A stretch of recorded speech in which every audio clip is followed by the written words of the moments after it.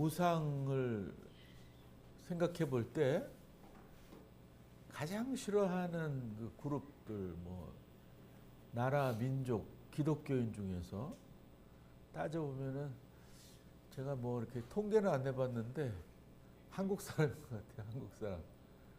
그러니까 아이돌과 이미지, 어떤 것에 대한 이미지, 그러니까 신의 이미지와 어떤 성상에 대해서 가장 알레르기가 있는 사람들이 그리스도인들이에요. 특히 한국 사람들. 우상 때문에 우리 민족이 숱한 고난을 받았죠. 이제 캐톨릭 교회가 한국에 들어올 때 유교의 나라였거든요. 그래서 무참히 순교한 분들 대단히 많습니다. 요 가까이에 그 절두산에 가시면 그 순교한 역사가 있습니다. 거기 가보는 거 참 좋아요. 수많은 사람들이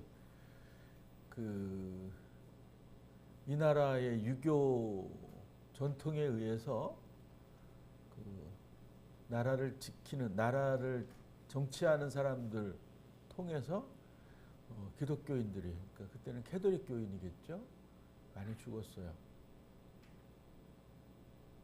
그러니까 제사를 안 지내고 유교적 전통을 따르지 않는다는 미명 아래 사람들 많이 죽였습니다. 근데 아이러니컬하게도 지금은 그렇게 뭐 피를 많이 뿌렸는데도 캐톨릭 교회가 뭐 제사 지내도 이제 아무렇지도 않는 그런 기독교회가 되었어요. 캐톨릭 교회가 되었어요. 여러분은 어떻게 생각하세요? 이게 어이없는 일입니까? 말도 안 되는 일입니까? 왜 캐톨릭은 그렇게 했을까요? 자, 우리 기독교회를 봅시다. 일제 때 그 주기철 목사님 하면은 여러분들 생각나죠? 주기철 목사님. 신사참배를 거부한 용기 있는 목사님. 우리 교단은 신사참배하기로 다 약정을 하고 뭐 수많은 사람들이 했는데 그 중에 몇 안 되는 분들은 도저히 우리는 신사참배를 할 수 없다. 우상에게 절할 수 없다. 오늘 이 십계명에도 나오잖아요. 그런 그 용기를 내어서 절을 안 해서 감옥에도 가고 고문도 당하고 심지어는 죽임을 당하기까지 했습니다. 이 우상의 문제가 굉장히 중요한 거예요. 우리의 신앙의 정조를 지키는 데 있어서. 그래서 우리 한국 교회가, 장로교회가 많이 갈라졌잖아요. 크게는 합동측과 통합측으로 갈라졌어요. 합동, 통합. 뭐 비슷한 말 같은데, 그죠? 합동. 이렇게 합치는 거잖아요. 통합. 합치는 거라고. 근데 우리 통합 측은 그냥 그대로, 그 전에 이제 기장이 갈라지고 예장이 갈라져서 예장이 통합 측과 합동 측으로 갈라져서 통합 측은 하나 그대로 지금까지 내려오는데 합동 측은 이 세포 분열을 많이 해가지고 지금은 수백 개예요. 셀 수가 없어요. 그쪽 계열에. 그래서 서구의 기독교인들이 놀래요. 우리 교단을 얘기를 하면은. 오, 그래? 이러고 깜짝깜짝 놀라는 분들이 많은데, 여러분 그 합동측 교회에 가면은 아무것도 없어요. 뭐 성상에 시옷자도 안 보여요. 십자가가 없잖아요. 십자가가. 그래서 교회가 통합측이냐 합동측이냐를 바꾸려면, 알려면 십자가가 있느냐 없느냐 이거 보면 돼요. 이렇게 합동측은 십자가가 없고 우리 통합측은 십자가가 없어요. 그러니까 그분들은 그거에 대한 자부심을 더 갖고 있는 것 같아요. 통합측보다. 왜? 우리는 우상 같은 거, 성상은 아무것도 없다라는 그것으로 그 사람들은 이렇게 자부심이 있는 것 같아요. 우리는 있는데. 그리고 또 캐톨릭 교회의 십자가에는 예수님의 그 십자가 그 죽으시는 그 그 몸이 있거든요. 근데 우리는 없어요. 이제 그걸 또 우리는 우상이라고 생각해서 그 이제 십자가의 예수님 상을 떼어버렸어요. 근데 저 제주 임마누엘 하우스 가면은 뭐 예수님 그 몸이 있는데 그리고 우리 집에도 있어요. 그래서 자꾸 뭐 그런 거 이렇게 십자가가 또 뭐 이렇게 우리처럼 이렇게 간단하게 있는 게 아니라 막 이렇게 막 동그라미도 쳐 있는 십자가도 있고 막 이상한 저 이상하다기보다는 특이한 십자가가 많이 있으니까 이 사람들은 그 방문하는 사람들은 막 캐톨릭 교회가 아니냐 뭐 이렇게 얘기를 하는데 뭐 그렇지 않다고 제가 설명도 하고 그랬어요. 이게 굉장히 중요한 문제인 거잖아요. 하나님만 섬기라. 하나님에게만 절하라. 어떤 것으로도 하나님에 대한 이미지를 만들면 안 된다. 이게 법이에요. 십계명의 아주 그 처음에 있는 법. 뭐 여러분 뭐 그거는 별로 개의치 마세요. 어떤 말씀이냐면은 그 5절 마지막과 6절 뭐 나를 미워하는 자의 죄를 갚되 아버지로부터 아들에게는 3대까지 이르게 하거니와 나를 사랑하고 내 계명을 지키는 자에게는 1000대까지 은혜를 베푸느니라. 어떤 좀 몰지각한 목사들은 요거를 문자적으로 해석해 가지고서는 다양하게 이 성도들에게 고통을 주는 분들이 있는데 그거에 여러분들 넘어가지 마세요. 이건 그냥 뭐 그 나를 잘 섬겨라. 그렇지 않으면 너희들의 삶이 그렇게 뭐 썩 그 뭐라 그럴까요? 행복하지 못할 것이다. 뭐 이런 정도로 생각하시면 좋을 것 같아요. 막 이렇게 협박 공갈처럼 들으시면 안 돼요. 그냥 하나님을 잘 믿어라. 나 너희를 창조한 너희를 구원한 하나님이 나를 잘 믿어라. 이런 권유와 충고로 우리가 이해하시면 좋을 것 같아요. 그 이상 그 이하도 아니면 좋을 것 같아요. 뭐 이거 보면서 막 부들부들 떨고 뭐 야단 법석을 치는 분들이 있는데 그거는 아닌 것 같아요. 제가 그 유학하면서 물어본 게 있어요. 이제 제가 캐톨릭 학교에서 공부를 했잖아요. 제사 지내던 사람들이 깡그리 우리 그 한국에 와가지고 죽었다.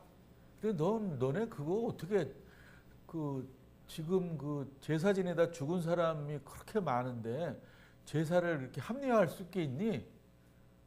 그랬더니 가만히 고민하더니 그때 상황은 그랬고 지금 상황은 또 다르기 때문에 그거를 그렇게 일괄적으로 이해해서 받아들일 수 없다. 그들의 삶이 고귀하고 순교적 삶이었다. 우리는 그렇게 믿고 고백한다. 그러나 지금 와서 제사를 안 지낸 것이 그때와 비교되어서 그만큼 고귀한 것은 아니다. 이런 얘기를 하면서 상황에 따라 성서의 내용이 좀 해석되어져야 되지 않느냐. 그때는 그렇게 첨예하게 그 이웃 종교와 이렇게 대척점에 있었기 때문에 그랬었지 지금 그렇지 않지 않느냐. 뭐 이런 얘기. 그리고 또 제사라는 것을 의미를 바꾸어 부여하면 되지 않느냐. 뭐 이런 얘기. 그런 논의가 많이 있었어요. 그래서 지금은 어떻게 얘기하느냐 하면은 그게 종교 행위라기보다는 그냥 선조들을 기리고 기억하고 그들의 유흥과 유독을 이렇게 좀 받아들이고 더 잘 살려고 애쓰는 그런 기회로 삼는 것이다. 뭐 이렇게 얘기한단 말이죠. 그냥 인사 정도로. 그러니까 우리 죽은 사람이 이제 신이 있다라는 개념으로 가지고 자꾸 접근하고 있는 것 같은데 그냥 살아 계실 때 어른으로서의 그 수준으로만 받아들이는 그래서 그냥 옛날 기억하면서 좋은 거 기억하고 뭐 그 뭐 우리의 마음들을 이렇게 편안하게 하는 그런 수준인 것으로 이해되고 있는 것 같아요. 그래서 저는 그 정도는 뭐 괜찮지 않느냐. 그러니까 이렇게 그 종교적인 핍박이 없는 그 시대와 장소에서 사는 우리들은 그렇게 생각해야 되지 않겠느냐. 근데 이제 종교 때문에 첨예하게 막 싸움이 있는 그 분쟁 지역에서는 또 다르게 이해가 될 수 있겠죠. 그렇죠? 그 기독교인이기에 그 뭐 극도의 그 이슬람교도가 사는 지역에서 뭐 순교를 당했다. 이거는 순교자인 거죠. 그리고 뭐 신사 참배 반대한 또 제사를 반대한 이런 사람 옛날에 그 해당하는 그 큰 신앙적 의미 부여가 되는 사람들이라고 저는 생각합니다. 그러니까 이렇게 이 상황과 장소에 따라서 우리가 달리 이해할 수 있고 또 중요한 것은 본인의 어떤 그 신앙적인 관점이나 이해나 어떤 수준에 따라야 된다고 생각하는 것이지 그것을 뭐 획일적으로 막 이게 옳고 저게 그르고 이렇게 해서는 안 될 일이다라는 것입니다. 저는 이 말씀을 이제 준비하면서 생각해 봤는데 우리가 너무 보이는 우상에만 집착하지 않았느냐라는 생각을 하게 되고 반성하는 마음을 가졌습니다. 보이는 우상 너무 집중하는 사람들이 많이 있어요.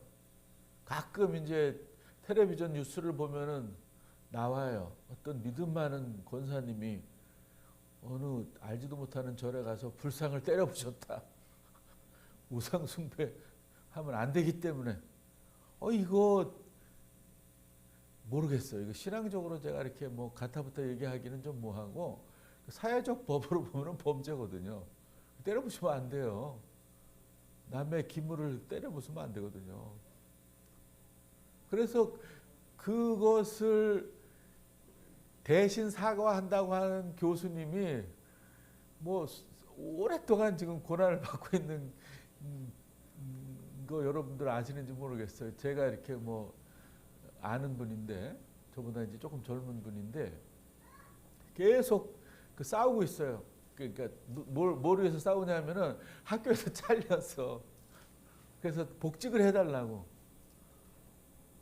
이게 참 나 좀 부당하다고 생각해요. 아니 뭐 대신해서 사과했다고 이렇게 큰 처벌을 내리는지 모르겠어요. 굉장히 훌륭한 목사님이고 학식도 아주 이렇게 훌륭한 그런 그 목사님이고 교수님인데 그리고 또 생각해 보면은 그런 그 험한 학교에 어떻게 들어가셨는지 또 이해가 되지도 않은 면이 없잖아 있어요. 어쨌든 이렇게 막 눈에 보이는 거 이렇게 뭐 우상에 절했느냐 안 했느냐 뭐 우상이 있느냐 없느냐 뭐 성상이 있느냐 없느냐 이거에 우리가 너무 눈을 돌리게 되면 더 중요한 것을 우리가 상실하게 될 수밖에 없어요. 그러니까 우리는 이 보이지 않는 우리 안에 있는 내 안에 있는 우상에 집중해야 된다 이 말씀을 드리고 싶어요.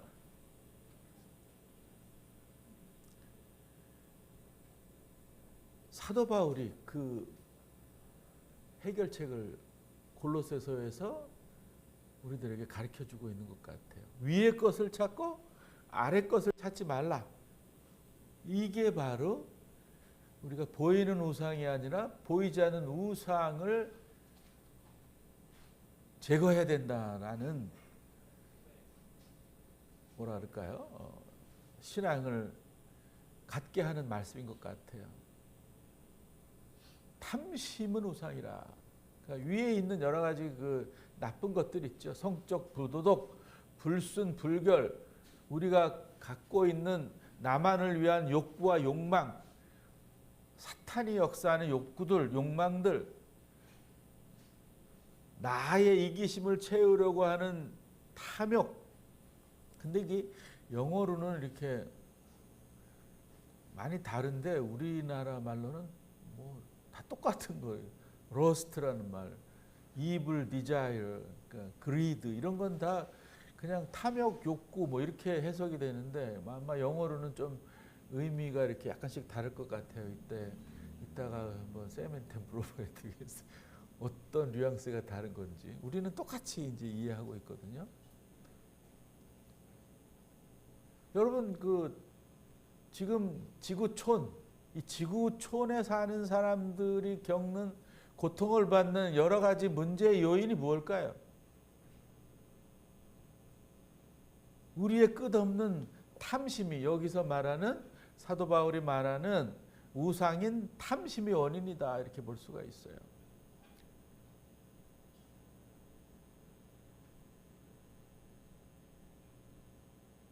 보이는 것을 탐하는 탐욕, 그것이 우상이다 이 말입니다. 그런 우상 섬김에 의해서 엄청난 지구에 재앙이 지금 오고 있다 이 말입니다. 최근에 제가 그 뉴스를 봤는데 이탈리아도 알프스 산이 있더라고요. 전 잘 몰랐는데 알프스 산이 크니까 거기에 여름에도 만년설이 있어가지고 스키장이 개장된대요. 근데 올해는 개장도 못했대요. 왜냐하면은 계속 뭐 이렇게 계곡물처럼 흐르듯이 물이 흘러가지고 만년설이 이제 녹아서 기후 변화거든요. 왜 알프스의 스키를 지금 못할까요? 따지고 보면 우리의 우상인 탐심 때문에 그렇다 이 말입니다. 환경이 파괴되었어요. 엄청나게. 수십 년 지나면 바다에 생물이 아무것도 없고 그냥 물만 있게 된답니다. 얼마나 무서워요. 무서운데 우리가 겪어보지 않으니까 뭐 내 눈앞에 안 보이니까 별거 아닌 것처럼 생각하는데 그거 뭐 상상할 수 없는 고통이 우리들에게 올 겁니다. 수많은 곳에서 가뭄이 있죠.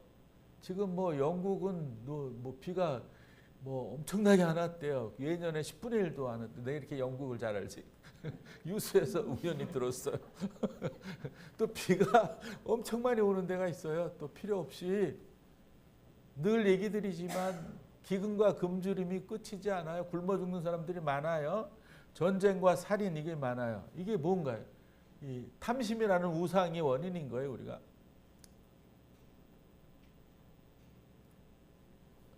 또 다른 축으로 생각해 보면 우리가 이런 태도로 살아야 되기 때문에 그래요. 이 성적이 좋으냐 나쁘냐, 점수가 좋으냐 나쁘냐, 잘했냐 못했냐, 상을 주고 벌을 주고 그거에 의해서 이것이 없어져야 이런 탐심의 우상이 사라질 수밖에 없어요. 자꾸 우리가 경쟁하고 너는 지고 나는 이겨야 되는 이런 사회에서 세상에서 살기 때문에 이 탐심의 우상이 사라지지 않는 거예요. 내가 잘하고 너가 못했으면 그냥 같이 함께하면 되는 건데 내 잘한 거를 나만 위해서 쓰니까 잘 못한 사람은 더 피폐되고 더 고통스럽고 더 아픔 속에서 눈물 흘릴 수밖에 없거든요. 그러니까 성적이나 점수를 없애는 게 좋아요. 잘했다 못했다라는 평을 안 하는 게 좋아요.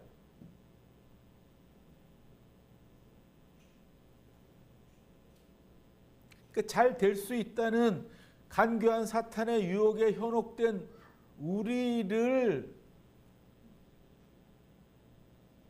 파멸로 몰아가는 거예요. 결국에는. 잘 될 거야. 잘하면 좋아. 넌 잘할 수 있어. 하면 돼. 이런 거짓말 공갈에 우리가 속기 때문에 이런 지구 전체가 고난 속에서 살 수밖에 없는 겁니다.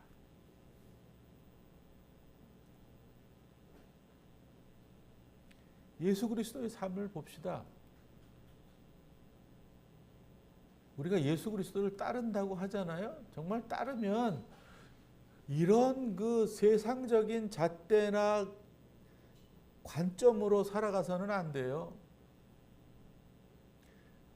우상을 배격하는 삶을 살아야 됩니다. 그것도 보이지 않는 우리 안에 있는 탐심의 우상을 속히 버려야 됩니다. 하나님만 바라고 사는 삶을 살아야 돼요. 하나님만 바라는.